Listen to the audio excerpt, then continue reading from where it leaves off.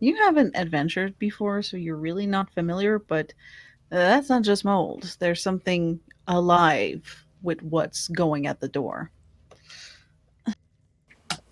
Um, I don't think that mold is supposed to do that. Is it alive, perhaps? Darius, come, look! Moving mold. Do you know of moving mold in the sea? Not that isn't caused by currents. Well, that is fairly common. So Kag-Ro will point to the mold. I haven't seen mold very often. Usually, mold only grows if bread sits around too long, and, you know, I'm only used to really good bread that people eat immediately. I would like to hand my torch towards Kag-Ro and say, see if this repels it off. I will take the torch and put it into the door to see if the mold goes away from the door or from the fire. It doesn't seem to react to the sight of light or the presence of it. But with the light now shining in the room, you're noticing that the top of the door, like the corner of it that had landed on this thing, it looks like it's getting eaten. But in a sense, it almost looks like the corner is melting away into this piece of mold. So it's acid mold. I've never seen acid mold. Perhaps it's a yellow-eye trick. Should we close the door and go the other way? What door? The door that just got kicked down? Yes, I would have to go retrieve the door to put the door back, and it seems to be covered in acidic mold. I'm not the wisest of folks, but I don't think that's such a good idea. Then let's just go through the other door and ignore this room. Aye, the only danger that way is a puddle. Rather smelly one, but otherwise mundane. Better than flesh-eating mold algae gun? As much as I hate to say this, I agree. Is naught else in the room? Is there anything else in the room? There's a bit of water at the bottom, so you can't tell if there would be like little objects in the water without going in, but there's nothing that really jumps at you. And there's nothing reflecting from the tier. Even I don't want to loot that room. Very well, then we go down the other path, unless we want to vote again. Should we vote again? Yes, let's vote. All who want to go into the room of moldy death, say aye. All who wish to follow the safe and sane path, say aye. Aye. Aye. What were we voting on? Oh, yes. Yes, aye. We're voting on living, Kag-Ro. Through the puddle. I'm rather fond of it. So who leads the way down to the southern path? Darius goes in first. Might I have my torch back first? Here you go. Thank you, friend. Onward, then, unto the breach once more. Or the sewer.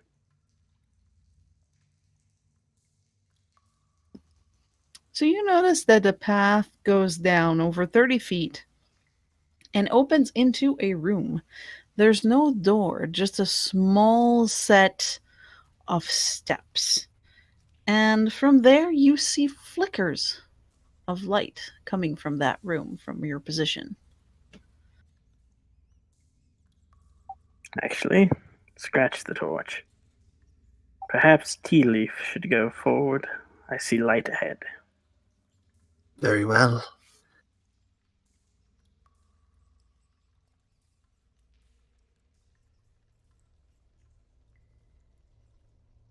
Can I try to stealth? Yeah, of course you may. So you're going on petted foot, but every step you take is just water, and you could swear there's something at the bottom. It's slimy, and every step you take squishes in a kind of way. No matter how hard you try, you don't manage to be completely silent. Can I also And stealth forward? yes, please go ahead. Oh boy.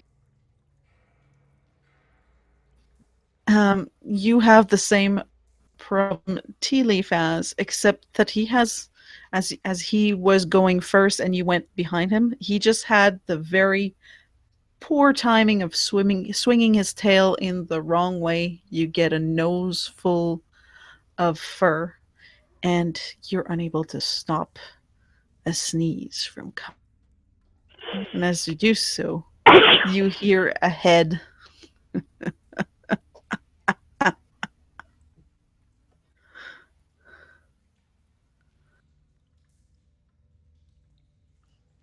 Sorry, I hear a head.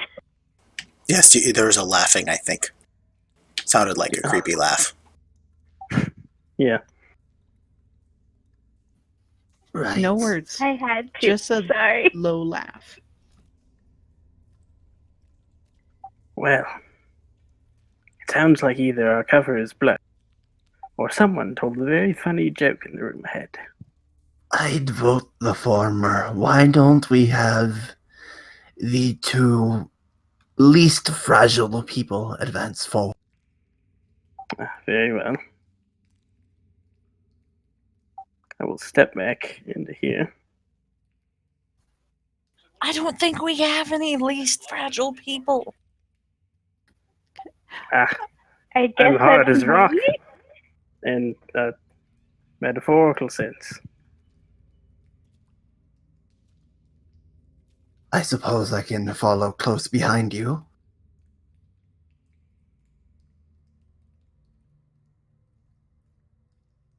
I'll stick with Cerise. But all the excitement is that way. Well, I was gonna come with. Oh, very good then. I will be behind.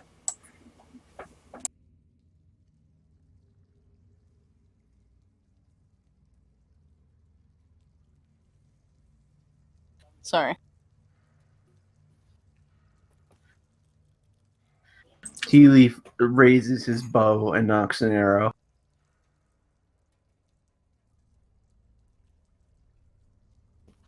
Okay, there we go. Sorry, my push to talk was not picking up. As you have your bow and arrow and you're all going in on guard, you enter a very large room. The ceiling is vaulted much higher. And what you see unfold before you is this creature facing the door with a very broad smile on his lips. He has a beard that you could swear has braids moving on its own. His skin is a deep bluish type of color, and there are corpses on the ground next to him. You can see three men dead. Well, actually, you think there are three. There are parts you'd have to kind of assemble and puzzle it to fully count them properly. And against the wall is a half orc in rather colorful attire for an orc. And he is beaten, bloodied, and looks just defeated. But it's breathing. Further down the room, between two sets of stairs, slumps a man who doesn't seem as beaten, but is clearly tied and defeated. And he looks kind of like Raynar. Hold on for visual. That's so funny. I did what you just did, Jake.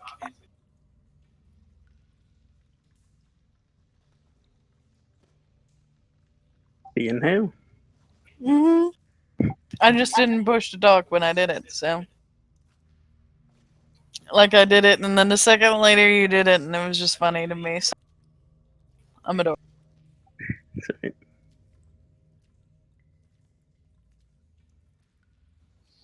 Okay, my visuals are having problems. Go on, and you can have your first reaction. I'll be right there.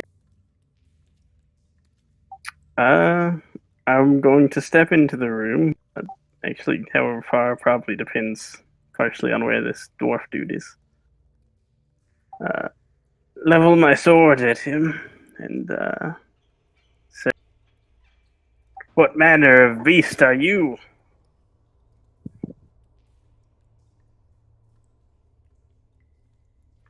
That is a beast. And is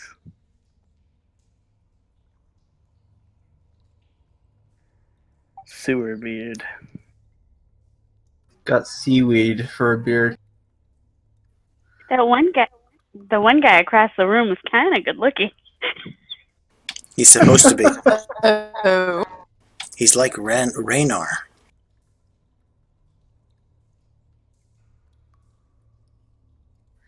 That's right, somebody who has lots of money to upkeep themselves, or at least have the appearance of it. Though right now he does not look like a rich.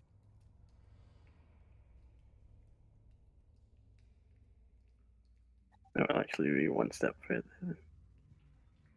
We'll have to see if he's as good of hair as the other. He might. He does. He usually keeps his tied, though. But as you ask this creature, he'll look at you and just prop himself up on his big sword. Like, I am the one they send when things need done. When people need talking or disappearing. I am the thing of your nightmare. Would I have, through any of my dealings, have heard of a guy that looked like this? No. Never. But you can roll a history for me.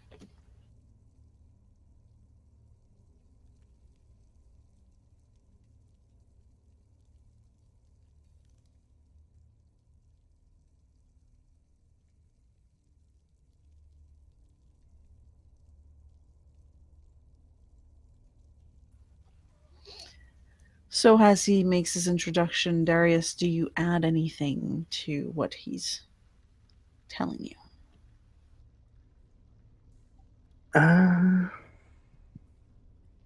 I'll say, made quite a name for yourself as a killer, then, I. Well, it's a shame you came all this way only to die, then.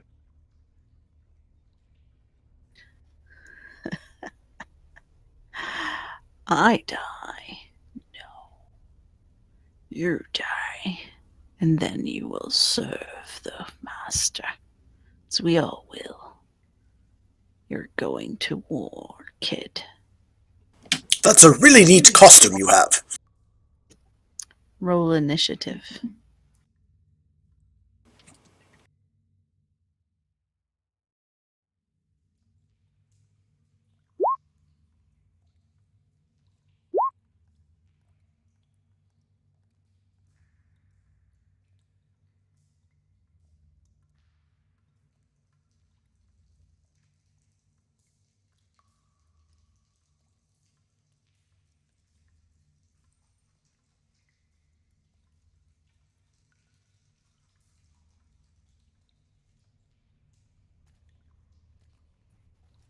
Marla, you are next. All right. 1, 2, 3, 4, 5. So I'm gonna slip up to the space in front of him.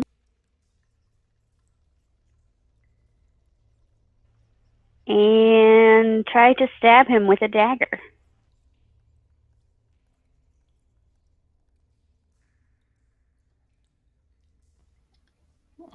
right, with a 17. That hits.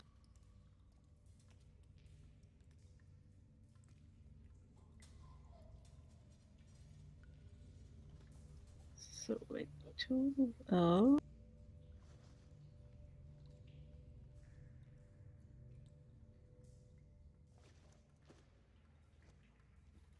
All right, so as you feel your weapon go in, you get the sense that it's not doing as much as it should. It almost looks like the wound heals a little bit as you cut through. And it's pretty clear that your weapon isn't very strong against this creature who's clearly not human. Okay. And then I'd like to use my bonus action to disengage and step away. You may do so, and then use as much movement as you have. Which you should have about 15 feet left. On this place, it's a curtain that you see, a big black curtain going down. Okay, and then while I'm moving, I'd like to shout at the half orc and say, "Hey, what are you doing here?" He's gonna raise his head because he's like sitting on the ground, slumped against the wall, and you're gonna see a very puffed up eye sort of look at you, and he doesn't say anything. He doesn't even look like he may have the strength to speak. That's fair. TeaLeaf, you are next. Okay. I am going to first pop feline agility and get all the way across the room over to where this handsome young man is. All the way back here. Okay, so you stand in the steps. Yep. Yeah, I'm going to then tell me if this is illegal. I don't think it is because feline agility is a movement based. It doesn't take an action or a bonus action. I'm going to hunter's mark him.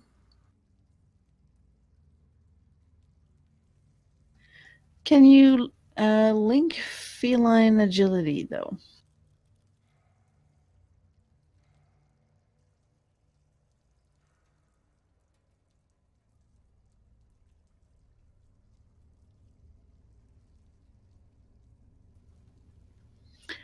I'll permit it this once. All right. Normally, if you get within 5 feet of a creature while you are in combat, you give them an opportunity attack.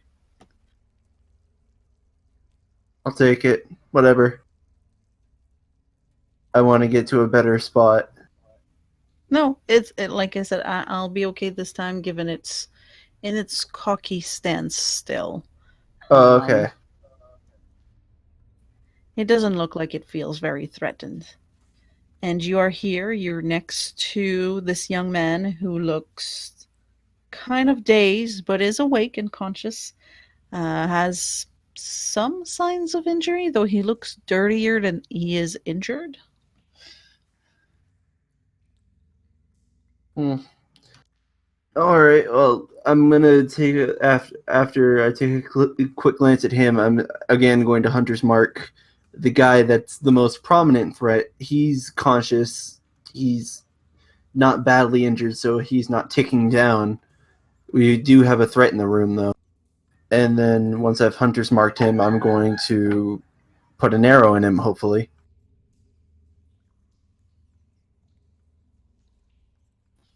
All right, and yes, that hits. And I roll that extra d6 for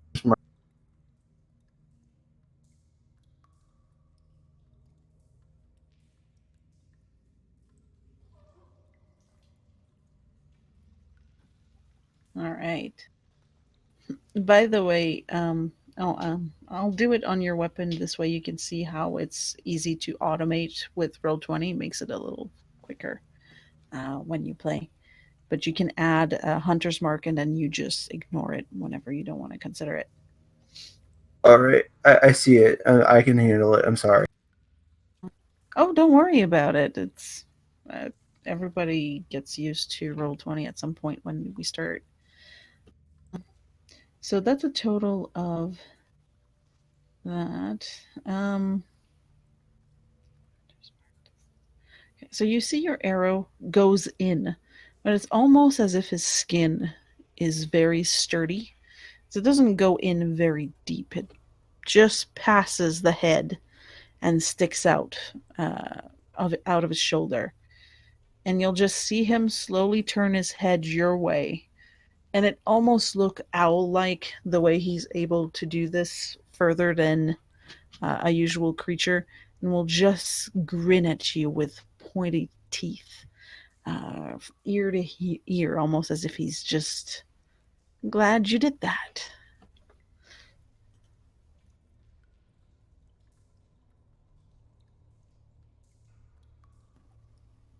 And then it becomes Kag-Ro's turn. Kag-Ro moves down into the corner over here. Then you'll see him go over to Darius. Your mighty sword and your gods will destroy this creature. Like a great hero, we will all defeat it. And he casts Bardic Inspiration on Darius. And then he looks over to the beast monster man. Your face is definitely one only a mother could love, is it not? And casts Vicious Mockery on it. I love it.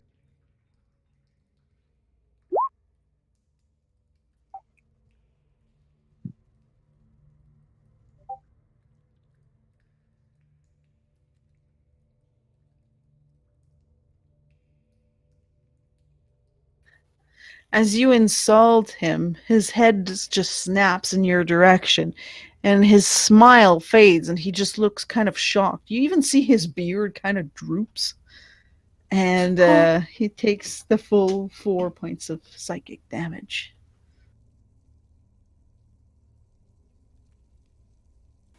Is your head okay? Go, Darius, destroy this evil fiend! That ends my turn. Persana's will. And I'll end my turn there.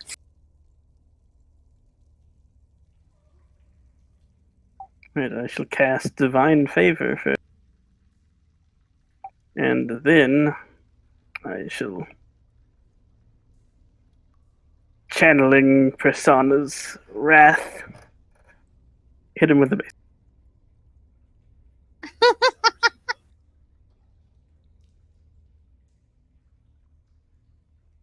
Ooh, that hits.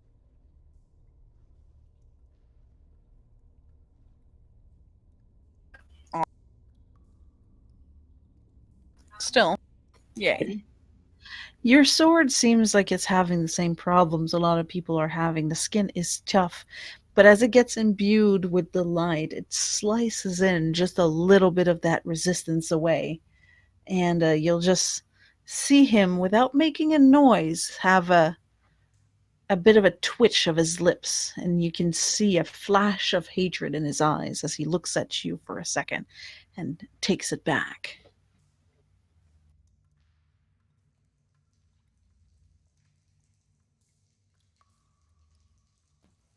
Sadly, you are now the one in range of this creature, and its smile will return as it looks at you. You'll see that it will pick up the sword it's prompting itself on, and it will try to just kind of slice and stab at your side. And as it does so, its beard kind of animates, and it lunges forwards like little snakes trying to get at you.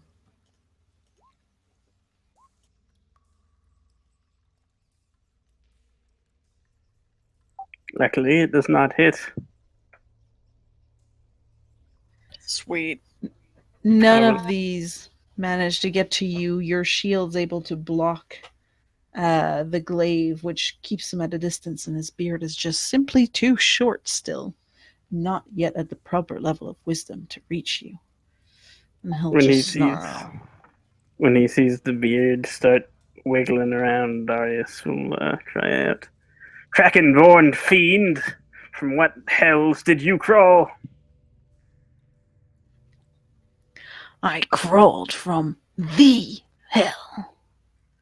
And he'll raise his voice and you'll hear, "Get in here!" Oh no, not again. Cerise, it is now your turn. How are all these things getting out of hell? Yondalla, help us! And she's going to cast her, what's it called? Sacred Flame at him.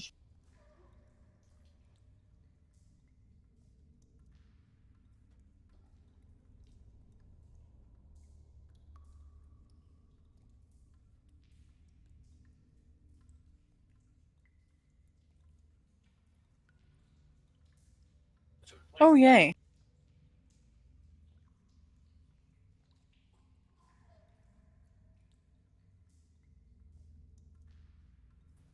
And Oh, you'll I was see actually your... going to move first. Sorry, forgot about that part.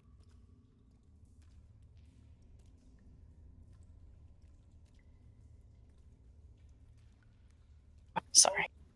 And as your sacred light just descends from the ceiling as if it came through the heavens itself, right through the ground, you'll see him for the first time actually cowers, and he'll be like, "Ah! Delight! It burns! It burns!"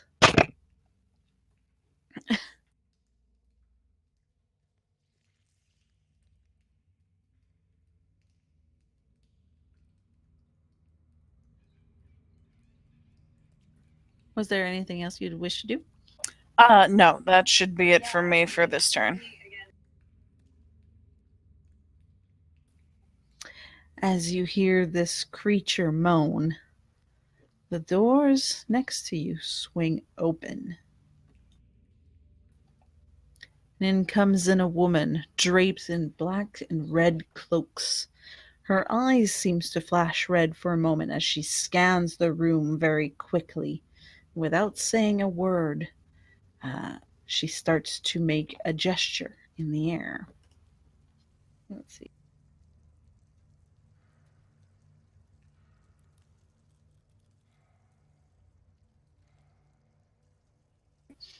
And she is going to aim for usually the... Okay, I think I'm going to roll for that.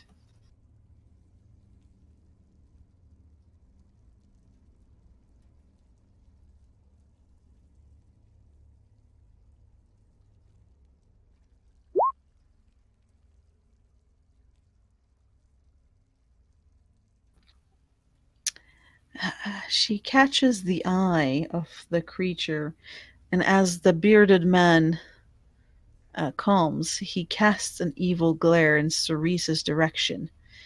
Little flames produce at the tips of her finger, and she sends a little bolt of fire in Cerise's way. Oh, pants.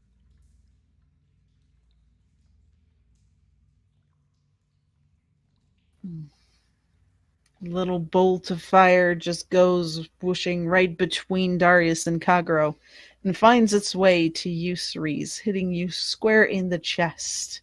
And you feel the pain and the heat irradiating right at its center. You take 5 points of damage. Ouch! Are you okay, Cerise? Oh! Hot! I will wreak vengeance on this mage. And as he readies his flail, it's not his turn though. Nope, it is Marla's turn. All right. Marla would like to stealth around in between all of these people towards the creepy lady.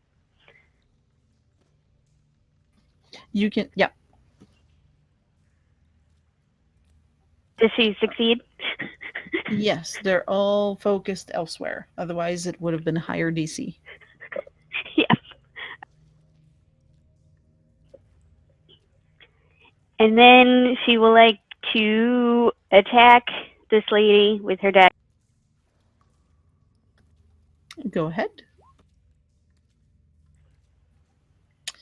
Sadly, you miss. You swing, and all you get is robe.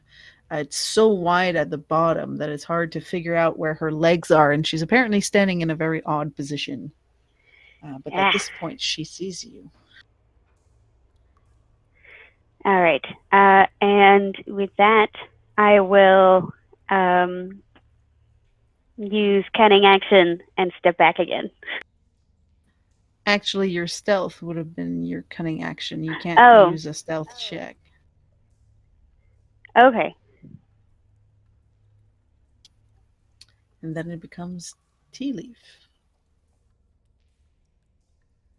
TeaLeaf, noticing this new addition to the fight, notes Marla try to take a swing and get nothing but cloak, and yells, "Duck!"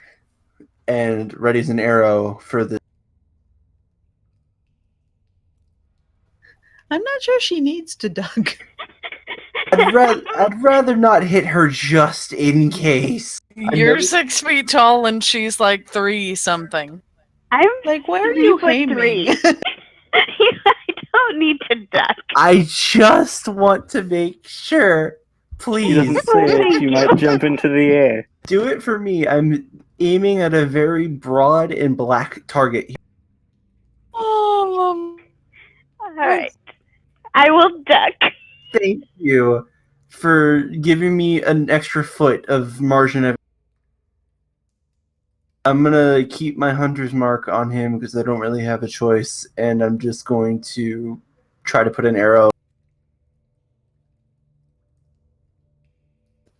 That's a hit.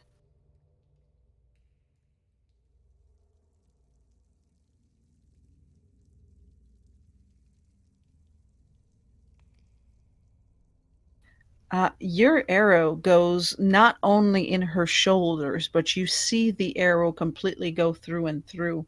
Marla, when you stand, you can hear the arrow just clank against the wall behind as it completely went through and through, leaving a little hole in her. And all you hear is her going, and she starts panting. You see TeaLeaf's eyes glint as in the dark, highlighting his triumphant smirk. That'll end my turn.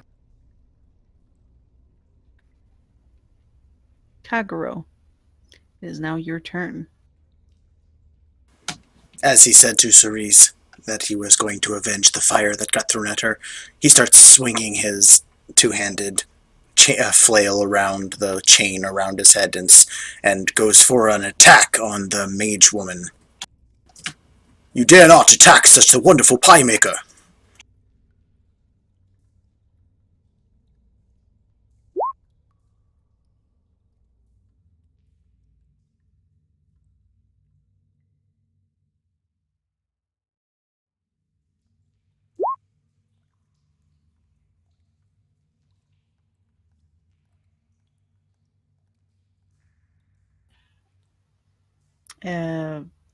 That one misses. Oh, this is too. But yes. Well, then he will sigh. Oh, a little bit farther than I expected. Ah, perhaps you will be able to strike her down, Marla. And then he's going to Bardic Inspiration Marla.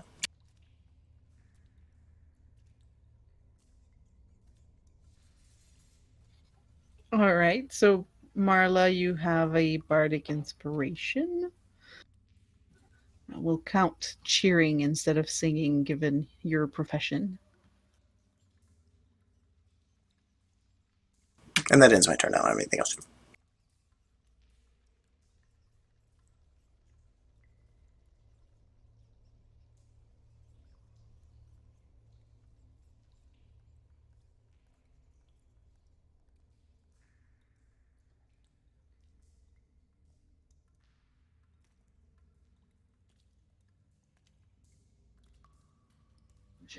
Darius, it is then your turn. Oh, that was TeaLeaf.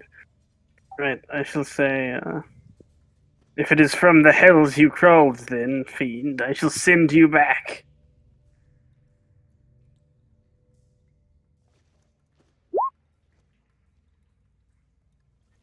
That's a hit.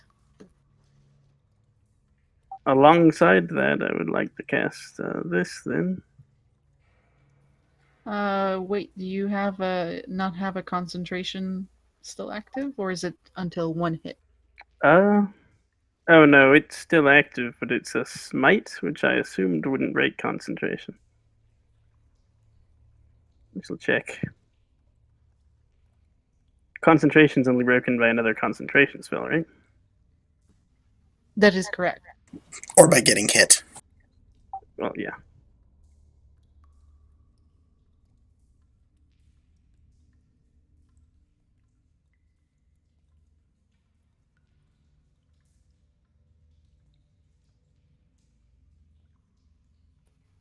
And your divine favor.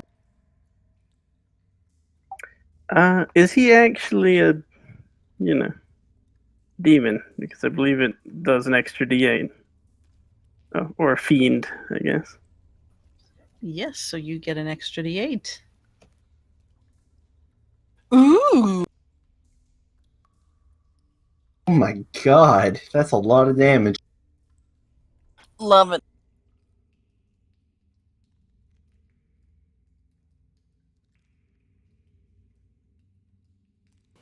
I knew your holy zeal would be victorious. As he continues to cheer him on. As you swing your sword, it actually sounds like a crash of thunder entered the room. And it's just, there's a burst of light that temporarily, just for a few seconds, blinds everyone in the room. As it comes back, the creature in front of Darius is swaying and he's just snarling. You can see that you have caused him a great critical blow. You'll pay for that, even if it's not today. When you have returned to the Hell's Beast, know that it was Darius who sent you there, and Persana's wrath. Oh, believe I will not forget this. And on that, he takes his glaive and tries to charge you once more.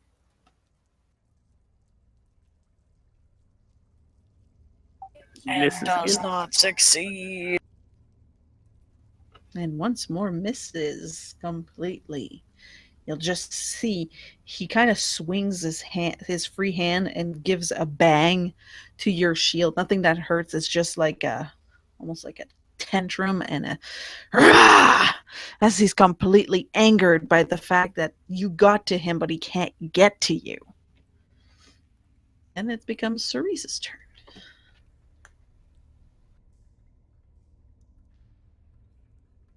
And Yondalla didn't like you either. I'm gonna cast Sacred Flame.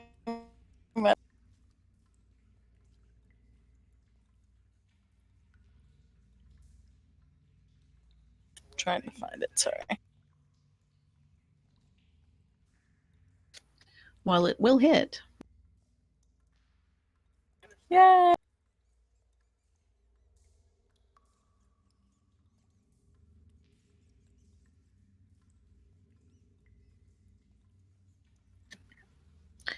You do an additional as he's just recovering, and he'll just snarl, and you'll hear him roar again, and he's just panting very heavily. And at this point, most of the hair on his head look like they're burnt. They're just like frizzy left over.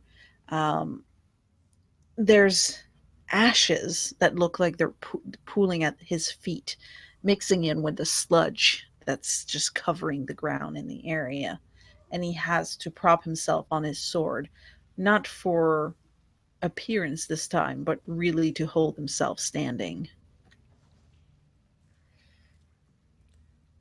Now, this isn't the last hurrah, and they won't go without a bang.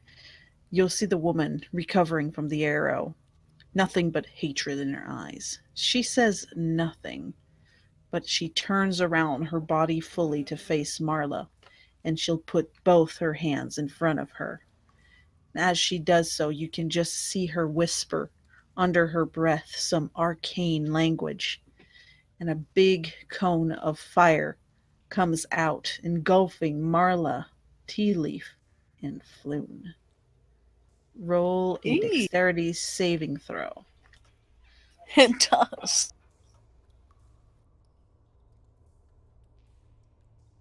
Please tell me you have advantage for some strange reason.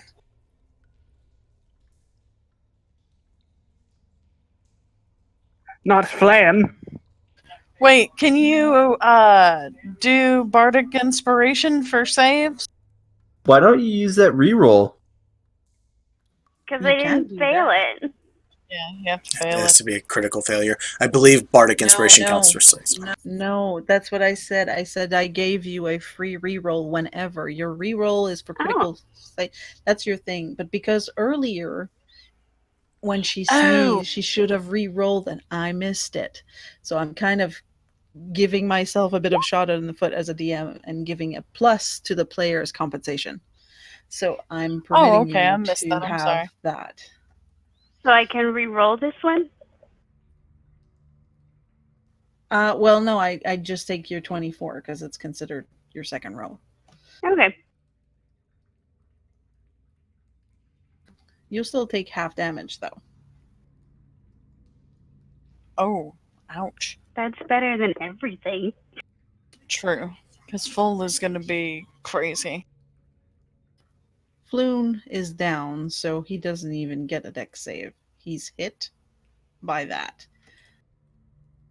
And as he does, you see him just collapse on the ground completely, and he is not moving. Most of his body seems charred.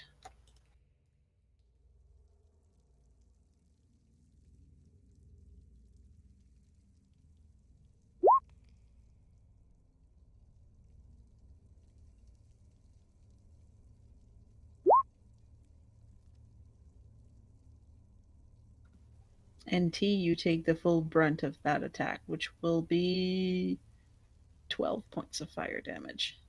Ow.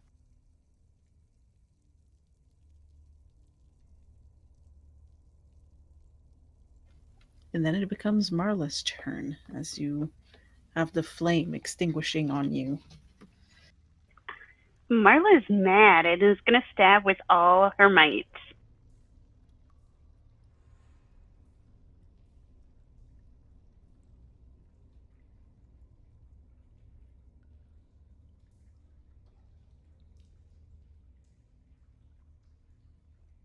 That's a hit.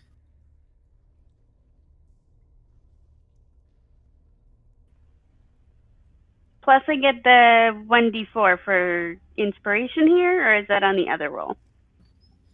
No, you do get your bardic inspiration. This is where you can roll it. Your sneak attack is not applicable though.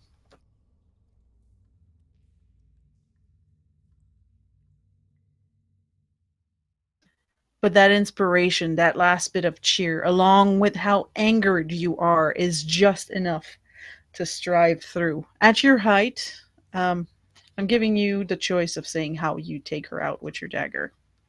You may have that description. I'm gonna dig it right into her belly and like twist it around and like yank really hard. 'Cause her stomach's right And there. you'll see her inside disgorge, and she'll just almost theatrically throw her head back, close her eyes, and let herself collapse on the ground, lifeless, as if she's welcoming death. That hurts.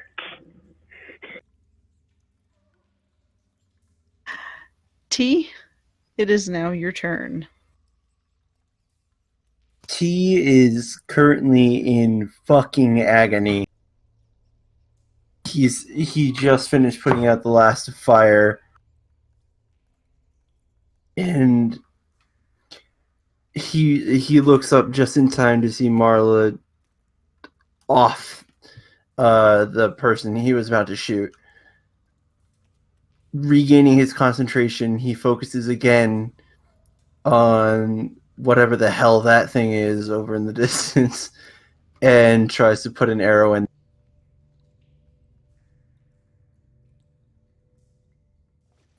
Roll your attack. That's a hit.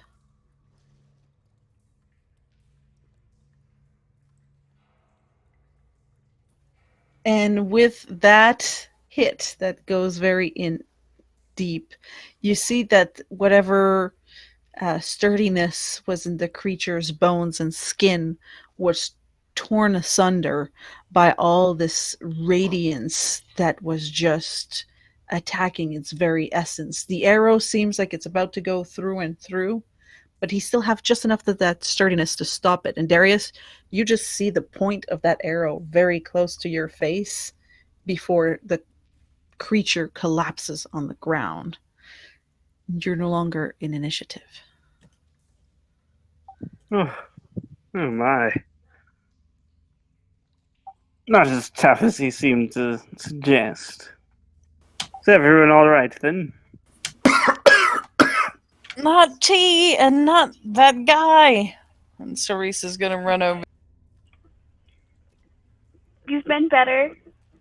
I'm gonna dig my clean bandages out of my pack and throw them at T. And then rush over to the orc. He takes them, his arm trembling as he tries to work it with himself. Like he tries to, I don't know, heal. Would I have to roll medicine for that? Yep. Kag-Ro unties, or what? If this guy is tied up or bound, he's untying him. If not, he just lends him an arm to prop himself up. Are you all right, Orc Man?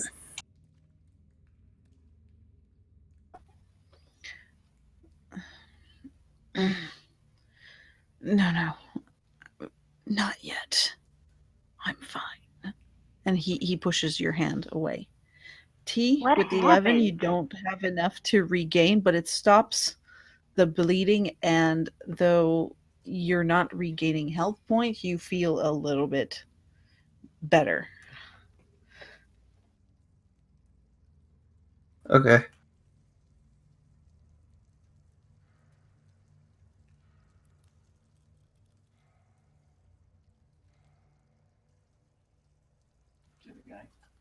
Oh, sorry, Marla, I didn't hear yours. Oh, I just asked what happened. He'll turn to you, and you'll see he has a double take as he looks at you, and he tries to squint with his good eyes, but clearly his vision is quite hindered. It's a long story. Devils came in. I was a prisoner to this one.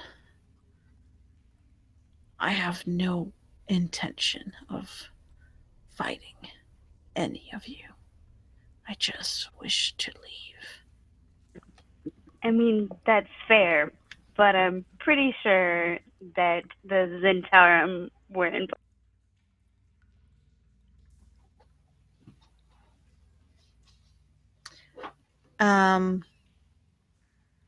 He's gonna drum his hands in the water for a second, thinking, and he'll add, yes, they were most definitely involved. Can I slip him the ring that I took off the body from earlier?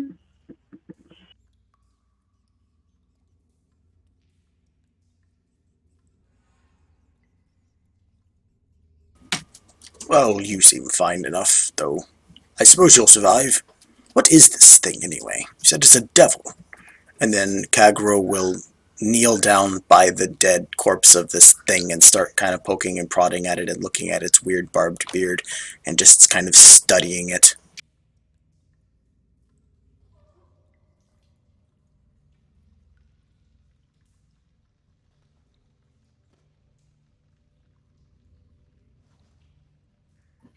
You can do a nature check.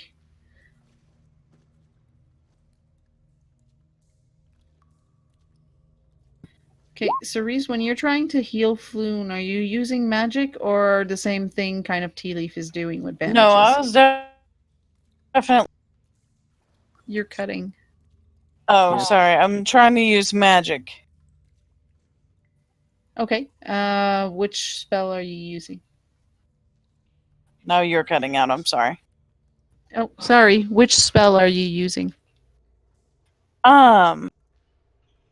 I'm thinking actually of doing this. Hang on. And giving some to Marla and some to Flo.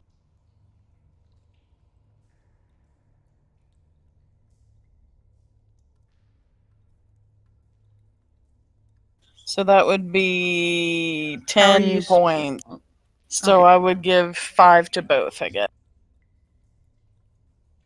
Each, rather. 5 to each.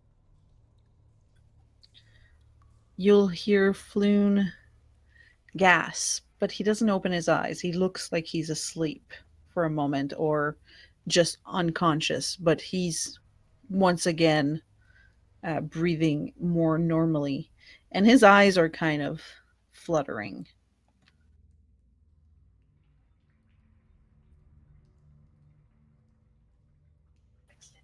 Okay, I think I have him to where he might make.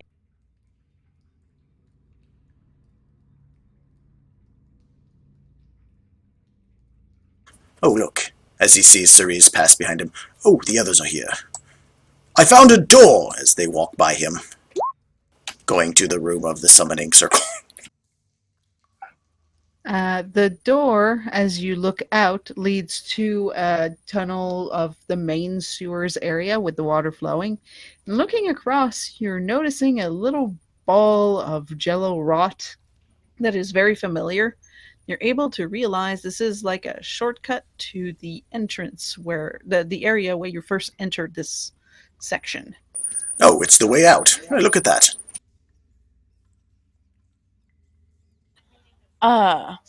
What do I need to roll to look at the symbol on the wall that they were talking?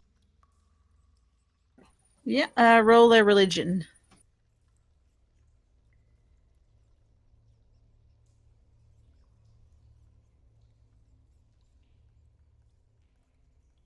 Yeah, that's what I assumed would happen. I don't actually have any You have pluses to never religion. encountered anything like this. It just looks like a really intricate drawing of some sort. Yeah, I have no idea what that is. Sorry. It's a summoning circle for fishmongers and fish Yes. demons. It summons Uh, things. The only thing you know more than them is that they use oil, like cooking oil, to draw it.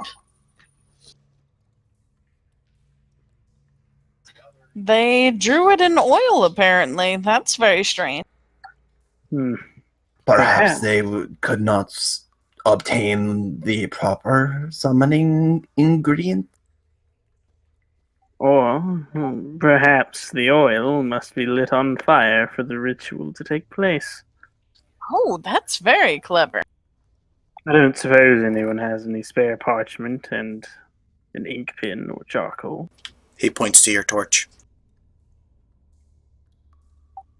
Oh, I think it best we do not set it on fire ourselves. But if we could copy it down, perhaps we will find use for it in the future. Or at very least somebody who can tell us exactly what manner of beast it brings forth. Ah, that is far smarter than my idea. Do you What think of that we should smear it somehow to make it messed up so that it can't? Oh yes, whatever comes through, I'm sure it can't be good. Looks over to TeaLeaf. Oh, did you say something? I was thinking perhaps we could use one of the bedrolls to copy it. Or just smear it, for that matter. Smearing it would also be an excellent idea. This thing is big. You're looking at least 3 feet wide. Well, we only need to smear a portion of it, I imagine.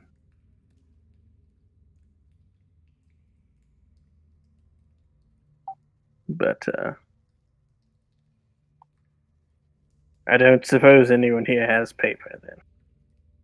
Trying to figure out if I do. I'm sorry. Hang on. I don't know why I can't find stuff written down.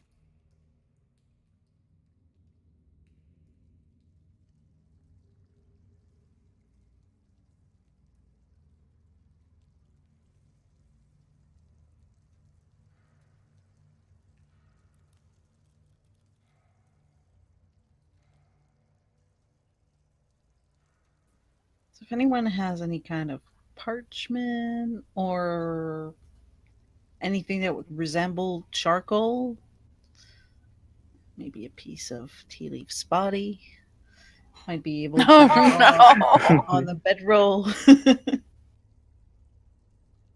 I do not have anything for writing. I also have nothing for writing, and the only paper I have is in the form of my holy texts, which I am not going to deface. You carry them around with you? That's adorable. Of course, in case I need to spread the word of Persana on the fly. Well, unfortunate. Perhaps we can come back here at some point, and should leave it for the time being then.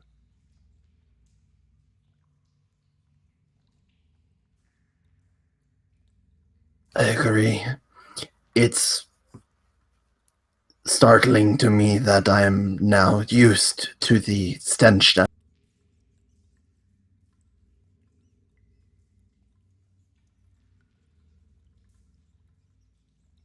Well, let's not stay down here long enough for it to grow pleasant to your nose, then. That is too long. We should probably go get the others. I don't think that Flop would like to live down here. Flop. What is his name again? Flown. Ah, it's very good. Nicely retrieved.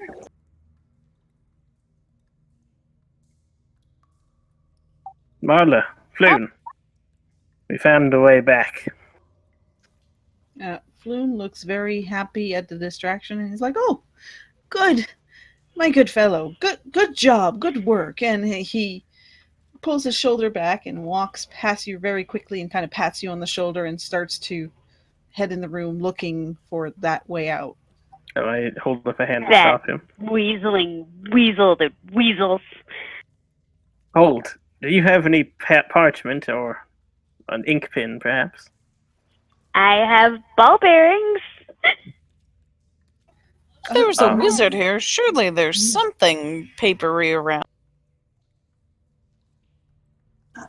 No, I have absolutely nothing. They took everything. Ah, well, the exit's that way, and I point up the stairs past Kag-Ro. Yes, it's right through there, inside the closet. And as for the wizard, there is not anything on her except for the signet ring. I did quite a thorough search. Should we make sure he gets back? Gonna make him pay. Oh, right.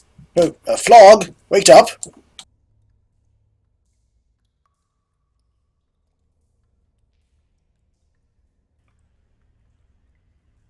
So you're all able to get back to there. Who takes the lead as you're walking around while Marla is apparently muttering behind the lot? I'll take the front if they let me. Do a survival for me, please. Does Marla oftentimes mutter to herself?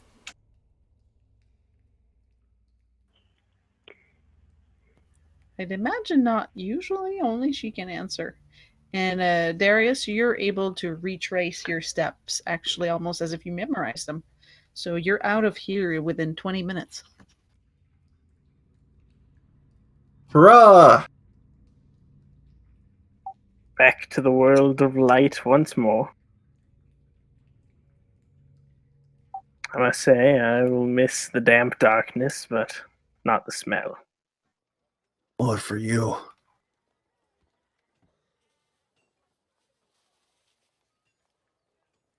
Volothamp, stupid weasel. What was that, Marla? I was about to ask the same thing. What about Volothamp? I don't think he's a weasel. Isn't he a halfling? I suppose he does have a rather pointy nose. What? He's broke. What's he planning to do to pay us? Oh, that kind of I don't know, but I'm gonna make sure he does. Stupid weasel. Floon starts to walk faster as you get out of there. What sort of man is unable to pay his debts, or unwilling? Even if he is only half of one. That's not how halfling works. Thanks. But Why he's a not? weasel. Gives all hen a bad name. Indeed. He broke a sacred contract with us. Truly, to betray those who do you good. Well, technically he did already pay us a little bit. So we didn't Not entirely break the contract. That was an upfront cost, and there was supposed to be more if we succeeded. Indeed, that's what he said. We were there. Well, maybe Floon will give you HR. money. I'm sure that he'd be happy to. Lauren's good name. I'm sure Volothan will have a very good explanation when we corner him in the inn room and force an explanation from his little grubby face. Does anyone see Floon? I was about to ask the same question. I just mentioned he might be able to pay us if Volothamp cannot. It was his life that we saved, though I'm not that concerned about the payment. I mean, we did still rescue a distressed, well, not damsel, but it's just something. Perception. It's the principle of the matter. I agree. Indeed. It's not him who offered to pay us for rescuing him. So basically, Indeed. Kag-Ro and TeaLeaf go ahead to look for Floon. TeaLeaf, you look left. You see nothing. Kag-Ro, you look right. And you spot him in the direction going to the yawning portal. No, he's headed to the yawning portal. We should probably go there as well. Hey! Yeah. Wait up! He doesn't stop. I think he's ignoring me. So he yells louder and moves faster. Wait up! Don't let him get too far out of sight. We went through quite a bit to find him. So you manage to keep up with his pace, because at no point does he start to run, per se. He's just, like, trying to get there before you. And it's actually not that far off from where the yawning portal is. You walk maybe a good 10 minutes at this pace, and you make it to the yawning portal, and you see Floon go and head for the door when you catch up to him. I was going to ask if I had enough time to be able to grab him by the shoulder in a sort of friendly way, but also to slow him down. Yeah, you'd be able to. Oh, there's no need to be so quick. Your injuries are still recovering after all, and we all need to be here. Besides, what better than to be entering a well-known tavern with someone as famous as the Unchained Devil, especially after such a venture with my party and friends. Of course. Yes, after all, we have much to discuss now. And Much. what better way than over a nice pint of mead between friends and contractors and liars. So you all manage to walk in to find the yawning portal just as busy as it usually is. You find that everyone is having a good time. People are drinking, gathering. There's a few people who are undertaking some arm wrestling match in one of the corners. There's a lineup at the bar. Dernan seems really happy. That's the barkeep, the owner. and you can hear the commotion upstairs, and you recognize that little voice that is Volo's. He's of young fans, to which he is reveling into one of his adventure stories.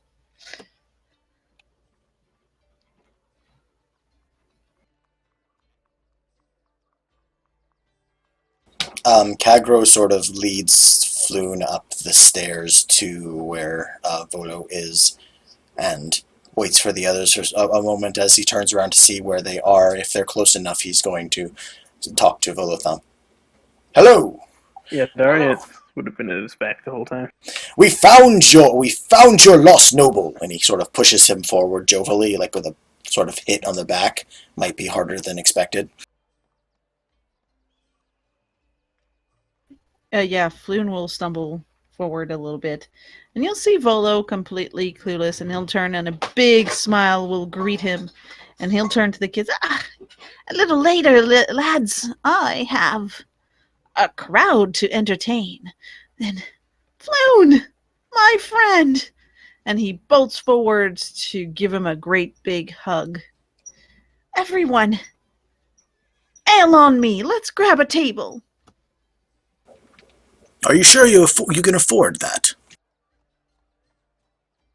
Yes, we heard some rather disconcerting things on our way here. Isn't that right, Floon? His smile drops, and he looks up at Floon, and you see Floon just go,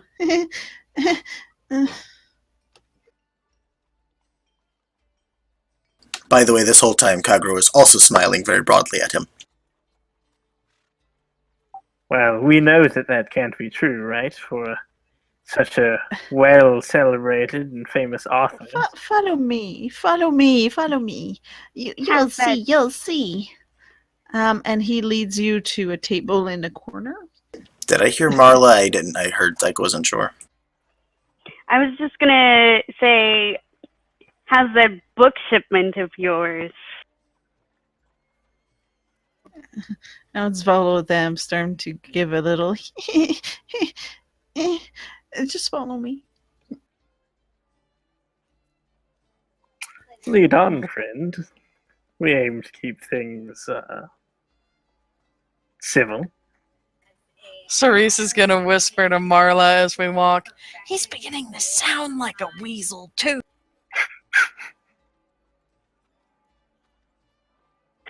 I mean, he sounded weaselly before, but now he sounds super weaselly.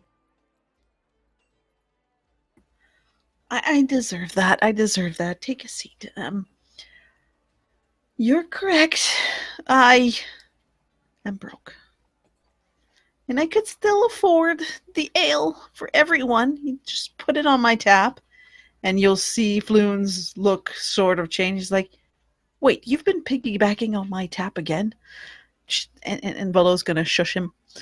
But my shipment is coming. I'll have some money soon, but I do good on my promises. I have something far better than coin.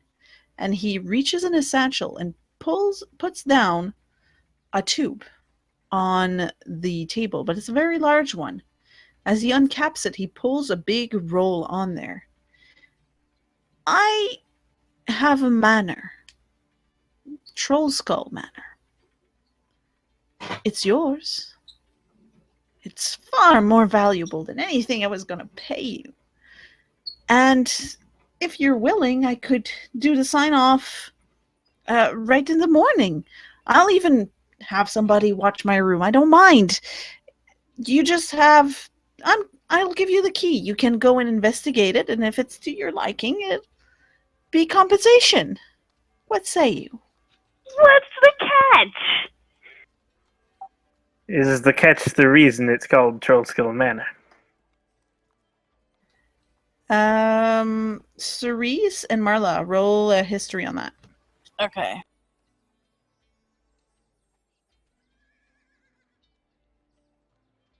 As a general rule, don't ever trust anything named with troll or kraken or dragon or what have you in its name. Can Kag-Ro look over the little paper tube deed, whatever it is? In just a minute. Marla and Cerise, you needed a 10 to succeed. So both of you have heard the name Troll Skull Alley before. And Cerise, you actually know exactly where it is. That place is not in a bad area of town, actually. It's not the Sea Ward where all the nobles live, but it's a higher end part of the place, and Troll Skull is not anything that has a bad reputation for it. So, no, Troll Skull Manor is probably a pretty large estate, either at a street corner, on Troll Skull, or the like.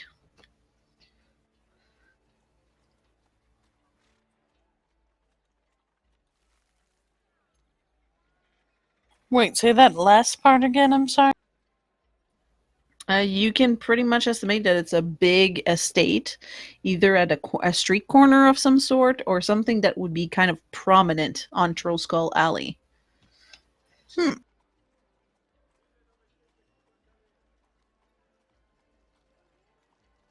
Well, that is actually a nice area, but yeah, what's the catch? Kag-Ro, if you look at the paper, it just looks like a lot of legal writing. It's quite thick. There's many pages. And Volo will clear his throat. No catch at all. As I said, and he pulls from his pocket and plops on the table a key, a big iron key. The end is indeed a skull, but it looks silvered and decorated, so it's a little too ornate to look necromantic. It's probably just a play on words. And he adds, you can look at it before you accept. Like, I can wait till morning for your response. It's got some renovation that it needs. Like, I'm not gonna lie. And was once a tap room, but it's not functional anymore. But it's a little bit of love. It could get back there. How much is a little bit? Go see for yourself. Is there a quick messenger system of some sort here? What do you mean? I would like to find a way to send a message to Garth when Kag-Ro sees this is all legalese. He has to call his agent. No, there isn't really a way to do this like a phone call, unless you know magic, because then you could use a sending or an animal message. But other than that, you'd have to go to the Raven posts, and they tend to not be open at night. What about Like- caper birds? Is it infested with something? Mm-hmm. And he just shrugs. At this point, TeaLeaf leans forward, kind of shrugging his cloak down, and is going to take Kag-Ro's advice, and leans forward with his completely hideous, like, burned away face. What is wrong with the house? Ew. Well, if you step in it, I can name one thing. Oh my. You're hilarious. Now is not the time to be rude, mister. I'm sorry. That just came out. That happened to him saving your friend. A feat for which we were supposed to be remunerated. You're right. I'm sure he could gather a great healing night of sleep in this manner. Here's the key. I promise there's nothing wrong. Well, in spite of the name, I can at least say it would be a lot safer staying there than here. Ironically, considering we were recently attacked by a troll. And Very this well. manner would mean a steep reduction in troll attacks. Very well. I believe that he may be telling the truth. Well then, I suppose we should investigate. But if it's okay with you, I would like to take this paper to my agent to be read over to make sure you're not trying to sneak anything around. You see, I've dealt with contracts quite a few times in my life. That is not a deal. If I pass something that is with my signature on it, the guards will have my skin. But feel free to invite him for the signature meet, and it's gonna happen at town hall in front of all the justice robes. The magisters will be there.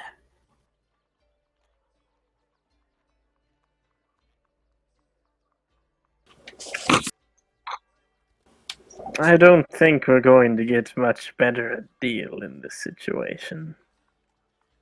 It's generous enough to allow us to look over the house before we decide. It can always be sold if need be.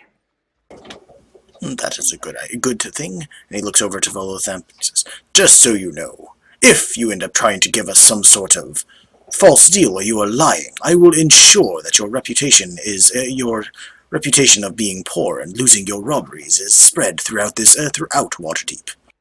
I believe it may not stop it, but it will take a hit to your fame, will it not?" It absolutely would. You have my word. I don't even have to do an intimidation. Aw.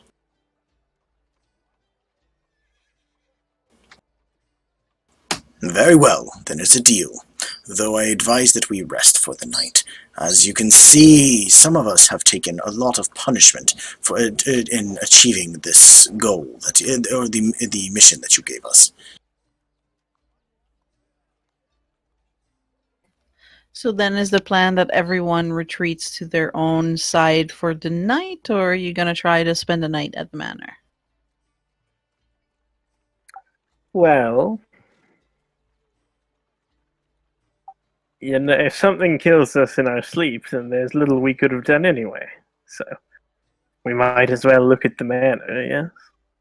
Not to mention, it does allow us all to be in close proximity to each other. I'm definitely curious. Same. Very well, then it's decided. Let us go to the manor. Volothamp, are you coming?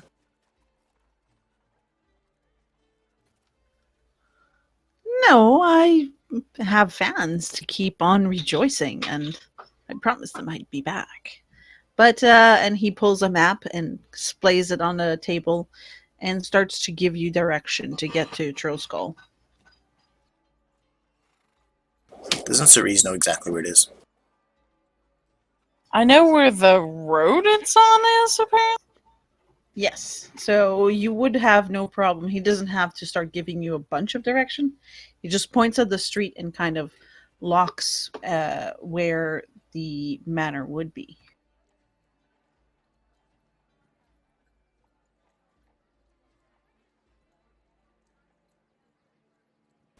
Then it is decided. He looks over to the others to make sure that is correct. How many bedrooms does the manor have? Or beds, at very least. Oh, that's a good question. I can't believe I didn't think to ask that. I don't think I've counted. It's very large. There's a turret. There's a basement. I remember there being 3 floors. There's at least 3 bedrooms. I'm not sure if there were more, but there might have been.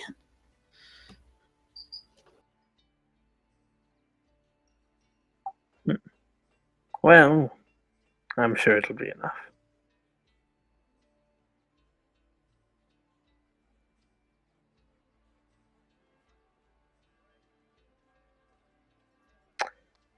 We'll return here in the morning and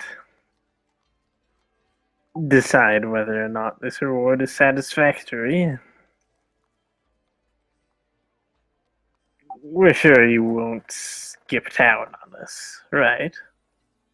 An honorable man such as yourself. Absolutely not. Good. Because we would hate, I'm sure, to have to get the city guard involved in any of this.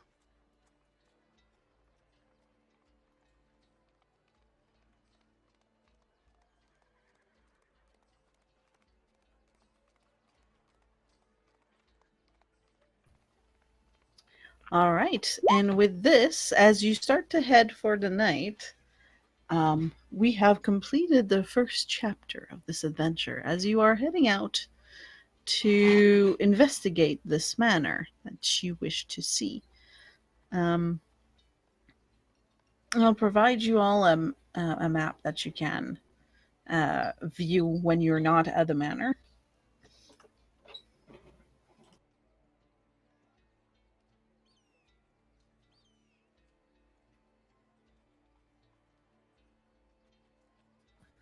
So it takes about a good 25 minutes to get there from the yawning portal. So you walk there, it's very, very dark at night. You are reaching the middle of the night at this point, a little past actually. And you get to this immense mansion.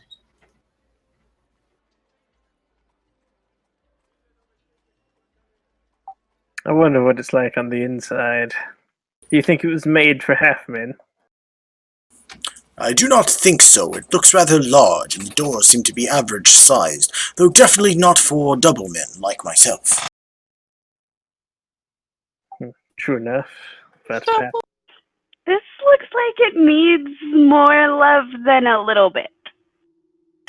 And as you get there, you notice that the windows are pretty battered. Some of the balconies are there. Like, it looks something that's been abandoned for one too many years.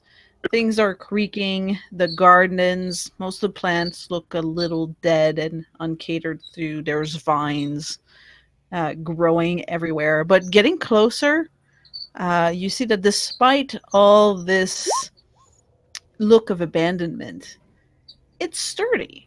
You know, the foundation is working. None of the floors seems to be bending in any kind of way.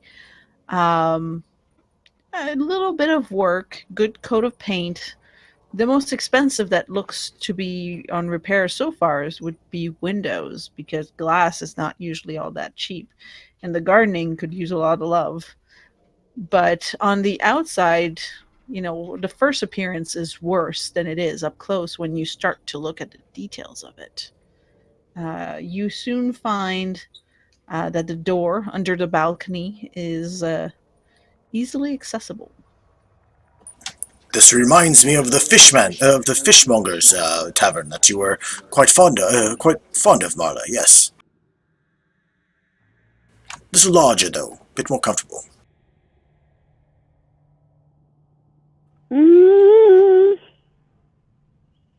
It is quite large.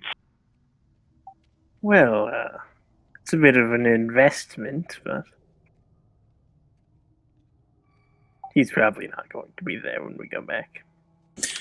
I do not know, and if that is the case, then most likely we're going to be caught for trespassing while being on the manor because we do not have the papers which he refused to give us.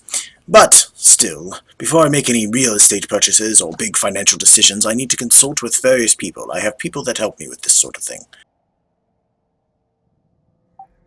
Well, before we do much else, perhaps we ought to look inside still.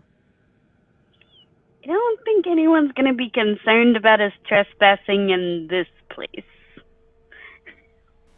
Perhaps the guards might be concerned with us trespassing in this place. I mean, if this is what if they think that we're up to no good? We're shadowy figures, or we're planning assassinations and death and destruction. What if they think we are cultists? It looks like a cultist Don't place. look like you're up to any of those things.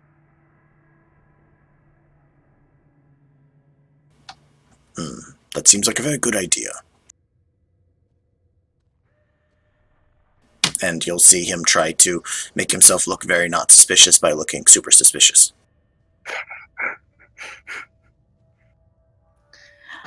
And as Kag-Ro is misunderstanding the hints here, does anybody open the front door? For once, I let's not will kick it. try to open the front door. Well, you need to use a key. Once you use the key, you'll see that it responds quite well, and the door loudly creaks open.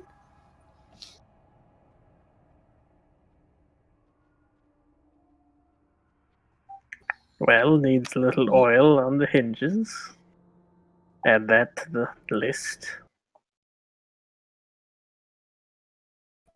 You find yourself So- entering in a tap room.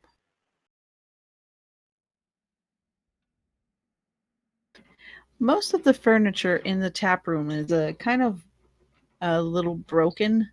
You see silverware on table and on shelves on the counter that's fairly tarnished.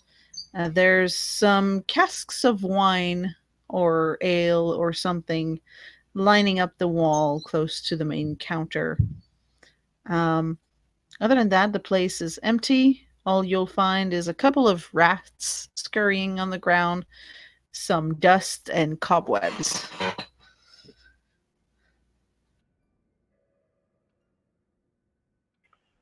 Well, the inside has good bones. It's also got those little furry fish that seem to run around everywhere on the surface. You see TeaLeaf's eyes following every move of.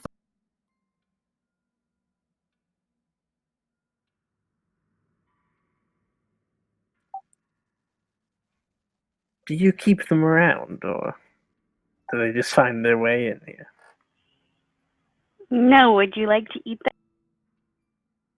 Are they good? I've not I tried. have no idea. They're actually very, very good if you cook them. What are we talking about? I missed what it was. It blurped out for Rats. Rats. you. Well, I would like to try all the surface cuisine that I can while I'm here, so. Well, I've never cooked a rat myself, but more concerned about this place. It still looks like a poor investment. I mean, we'll have to put a lot of money into this, wouldn't we, in order to be able to make it functional? Though I suppose if it was restored to good condition, perhaps we could make money from the tap room itself. It's in a good location, yes. It would make quite a large pie shop. Oh, yes, that would be absolutely wonderful. Expand to a new location then. And you could sell rooms and wine. Make a little extra money. Perhaps you could cook extremely exquisite pies for that are very expensive and fancy. Cerise could have an actual bedroom. So, an inn then. Oh my. That would be such an undertaking. I couldn't run an inn by myself. Well, Who said you'd be by yourself? exactly. Oh, yes. I mean, there's quite a few people that could be doing it, and I could make appearances and bring in customers. And don't you folks have quite a bit of family members? I bet you if you told your family that you needed hands working, that they would be glad to help you build a new empire. Oh, I bet, was it Edward? Fredward, yes. I was about to Yes. say. I bet Fredward would be more than happy to help. He is rather handy, isn't he? Indeed. Oh, wonderful. We'll have your whole clan come in.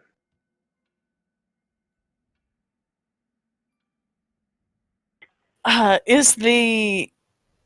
you said Cerise knew the area, so would it even be an area that would be good? Because her location of her other shop was pretty...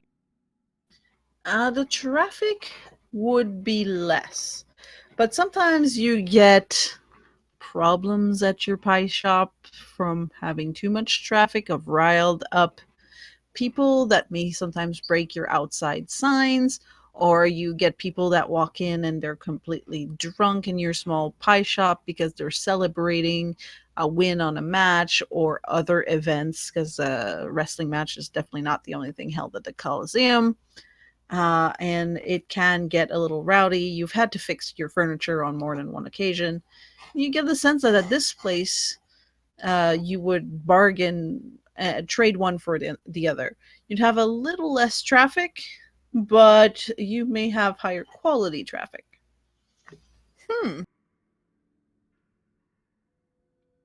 Well, there are those creepy people who are trying to buy my shop from me. I suppose I could maybe think about letting them have it. Well, that would also give you upstart funds, yes, to help rebuild and repair things. Aye, if you feel comfortable selling to less than savory individuals. Well, Let I don't know that I do, but they did offer a decent amount of coin for it at least, and it's true that as good as my location is, there are, sometimes just the fact that it is in such a busy area is kind of stressful.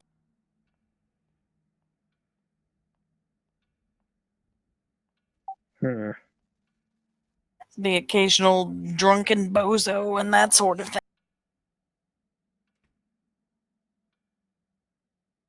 Well, once this house is off of the market, I'm sure that this will be a much nicer neighborhood.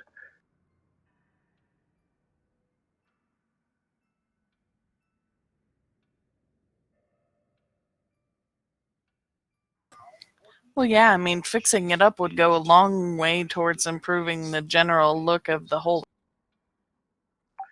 Indeed. I don't. Hmm. At your old shop, there was another pie shop down the ways a little bit.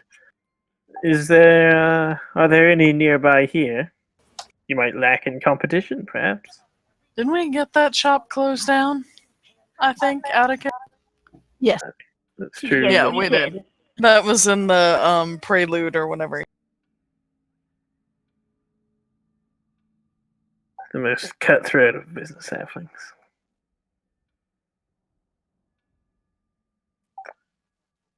Even so, I believe there were other shops in that general area.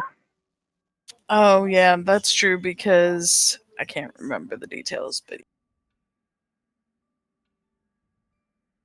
Well, I suppose we could look around. I don't know specifically of any other shops around here. All right. So as you are looking around and discussing the potential that this place could have, um, you're all kind of walking around the room, talking, and once somebody, for the fun of it, we'll make it tea because you're burnt and you would need a rest. As you try to sit, you find that the seat that you're about to sit on goes flying back and just kind of like somebody's pulling it away from you. And you have to grab onto the table to prevent yourself from falling. You know you didn't push it, it just moved. Everybody heard the scraping of it on the floor. As you turn around to see what it is, there's absolutely nothing there. And that's where we'll end tonight's game. Oh, dear. Apologize. I changed my mind. This is a silly place. Let's go somewhere else. I'm not one for paranormal, thank you. I'm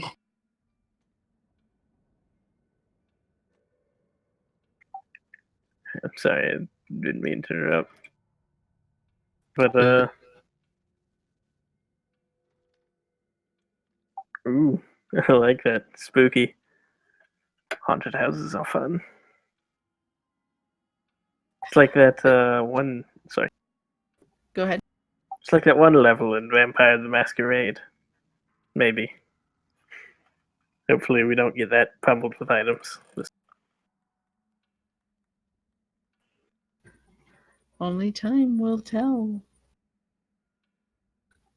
Nope, what's that history for, Cerise? Wait, what? Oh, never mind. My thing scrolled up. It was just a bloop. It's Marla going. Yes, into a group runs the inn instead. You finished and rescued Floon successfully. Expected to get paid. Didn't get paid. Instead, you end up investigating this abandoned tap room, hotel, big house type of things. And as you're